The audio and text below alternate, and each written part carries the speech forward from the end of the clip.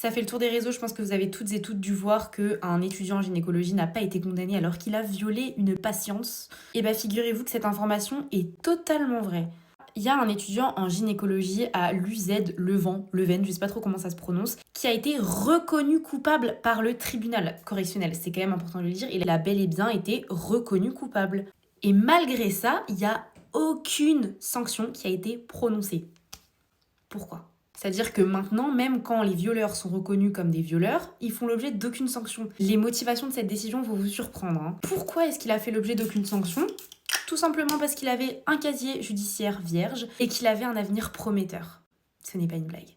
Il avait un avenir prometteur. En fait, on n'en parle pas assez, mais avec cette décision, on autorise les violeurs à une seconde chance. C'est comme si on venait dire « t'as le droit de violer, mais qu'une fois. Attention, parce que la deuxième fois, tu seras puni. » C'est exactement le même principe. C'est-à-dire que là, le mec n'a pas été condamné parce qu'il avait un casier judiciaire vierge, donc allez, on lui laisse une seconde chance.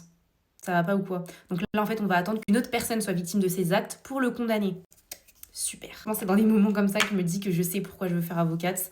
Bah, en fait, pour éviter que ce genre de truc arrive, parce que c'est pas possible. Bon, face à l'inaction des tribunaux correctionnels, l'hôpital dans lequel exerçait cet étudiant en gynécologie l'a suspendu. Heureusement, mais enfin bref, c'est rien, il doit être condamné, enfin je comprends pas.